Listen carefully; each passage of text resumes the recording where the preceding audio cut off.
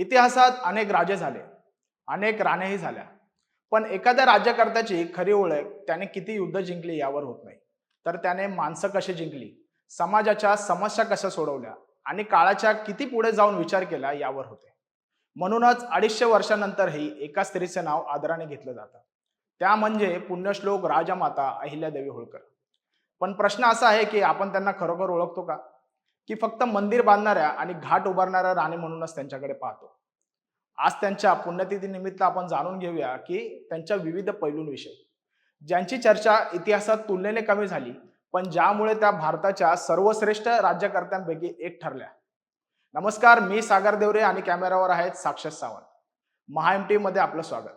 पुण्यश्लोक राजमाता अहिल्यादेवी होळकर यांच्याबद्दल बोलताना सर्वप्रथम काशी विश्वनाथ मंदिराचा जीर्णोद्धार, देशभरातील घाट, मंदिरे आणि धर्मशाळा यांचा उल्लेख होतो. हे कार्य नक्कीच महत्वाचं आहे, पण त्यांचं संपूर्ण व्यक्तिमत्व समजून घ्यायचं असेल तर त्या पलीकडे पाहावं लागेल. कारण त्या केवळ धर्मपारायण राणी नव्हत्या, तर 18व्या शतकातील अत्यंत सक्षम, दूरदृष्टीच्या, न्यायप्रिय आणि लोकाभिमुख राज्यकर्त्या होत्या. विशेष म्हणजे त्यांनी हे स्थान कोणत्याही अनुकूल परिस्थितीत मिळवलं नव्हतं.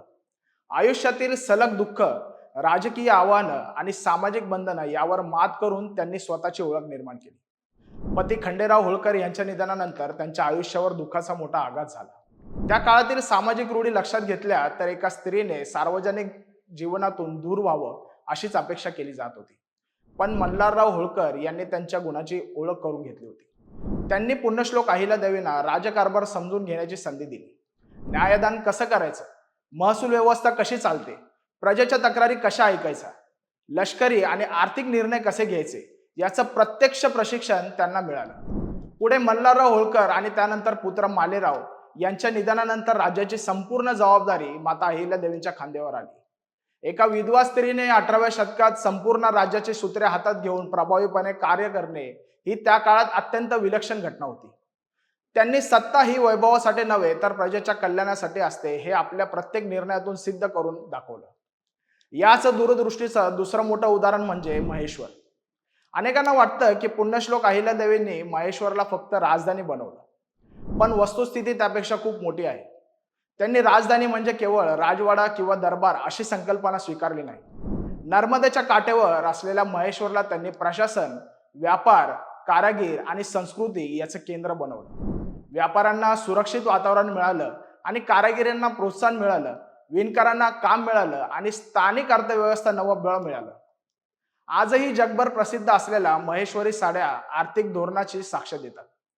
विकास म्हणजे फक्त इमारती नव्हे, तर लोकांच्या हाताला काम मिळणं आणि शहर आर्थिकदृष्ट्या सक्षम होणं हा विचार त्यांच्या कारभारात स्पष्टपणे दिसून येतो. याच ठिकाणी पुण्यश्लोक अहिल्यादेवी होळकर यांचं व्यक्तिमत्व एका वेगळ्या उंचीवर घेऊन पोचतं. कारण त्या केवळ प्रशासन चालवणाऱ्या राज्यकर्त्या नव्हत्या, तर माणसाची पारख करणाऱ्या नेतृत्वकर्त्याही होत्या. याचं एक महत्वाचं उदाहरण त्यांच्या कन्या मुक्ताबाई यांच्या विवाहाशी संबंधित चरित्र परंपरेत आढळतं. त्या काळात राजघराण्यातील विवाह हे प्रामुख्याने सत्ता, संपत्ती, घराणं आणि राजकीय संबंध यांचा विचार करून ठरत असत. पण पुण्यश्लोक अहिल्यादेवींनी वेगळा मार्ग स्वीकारल्याचं वर्णन इतिहासात आढळतं. यशवंतराव फणसे यांनी दरोडेखोरांचा बंदोबस्त करून आपल्या धैर्याची, शौर्याची आणि कर्तृत्वाची प्रचिती दिली होती. समाजाच्या सुरक्षेसाठी त्यांनी केलेल्या कार्यामुळे पुण्यश्लोक अहिल्यादेवी प्रभावित झाल्या आणि त्यांना मुक्ताबाईसाठी योग्य वर मानण्यात आलं असा उल्लेख चरित्र ग्रंथांमध्ये सापडतो. या प्रसंगाचा अर्थ आधुनिक काळातील सामाजिक क्रांती म्हणून लावणं योग्य ठरणार नाही. मात्र त्यातून एक विचार नक्की समोर येतो. व्यक्तीचा खरा सन्मान तिच्या जन्मामुळे किंवा संपत्तीमुळे नव्हे, तर तिच्या कर्तृत्वामुळे व्हायला हवा. हा दृष्टिकोन त्या काळासाठी निश्चितच वेगळा होता. पण पुण्यश्लोक अहिल्यादेवी होळकर यांच्या प्रशासनातील सर्वात उल्लेखनीय आणि आजच्या काळातील अभ्यासला जावा असा प्रयोग म्हणजे भिलकवडी. हा प्रसंग समजून घेतला तर त्यांच्या प्रशासनाची ताकद काय होती हे लक्षात येतं. त्या काळात जंगलातून जाणाऱ्या यात्रेकरूंना आणि व्यापाऱ्यांना भिल्लांकडून लुटलं जात असल्याच्या तक्रारी सातत्याने येत होत्या. कोणत्याही राज्यकर्त्या असत्या तर त्या कदाचित त्यांनी सैन्य पाठवलं असतं, कठोर शिक्षा दिली असती किंवा दडपशाहीचा मार्ग स्वीकारला असता. पण पुण्यश्लोक राजमाता अहिल्यादेवींनी प्रश्नाच्या मुळाशी जाण्याचा प्रयत्न केला. त्यांनी भिल्लांना गुन्हेगार म्हणून कायमचं दूर लोटलं नाही. उलट त्यांना दरबारात बोलावून घेतलं, संवाद साधला, त्यांच्याशी विश्वास संपादन केला. त्यानंतर यात्रेकरूंना सुरक्षितपणे जंगलातून मार्गदर्शन करून नेण्याची जबाबदारी त्यांच्याच खांद्यावर सोपवली. त्यांच्या बदल्यात यात्रेकरूंनी केवळ नाममात्र एक कवडी शुल्क घेण्याची परवानगी त्या काळात देण्यात आली होती. यालाच इतिहासातील भिलकवडी म्हणून ओळखलं जातं. या एका निर्णयामुळे दोन मोठ्या समस्या एकाच वेळी सुटल्या. यात्रेकरूंना सुरक्षित प्रवासाची हमी मिळाली आणि भिल्लांना सन्मानाने रोजगार मिळाला. आज आपण पुनर्वसन, लोकसहभाग, समावेशक विकास, सामुदायिक सहभाग किंवा सुशासन अशा संकल्पनावर चर्चा करतो.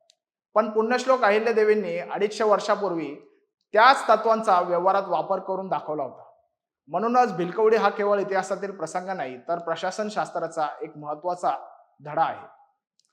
यातून त्यांच्या नेतृत्वाची आणखी एक वैशिष्ट्यपूर्ण बाजू दिसते. त्यांनी समस्या पाहिल्या, पण माणसं संपवण्याचा विचार केला नाही. त्यांनी समस्यावर विचार केला. हा दृष्टिकोन त्यांना इतर राज्यकर्त्यांपेक्षा वेगळं स्थान मिळवून देतो. म्हणूनच पुण्यश्लोक अहिल्यादेवी होळकर यांच्या कार्याचा विचार करताना केवळ धार्मिक वास्तू, घाट, मंदिराच्या उभारणीपुरती त्यांना मर्यादित ठेवणे योग्य ठरणार नाही.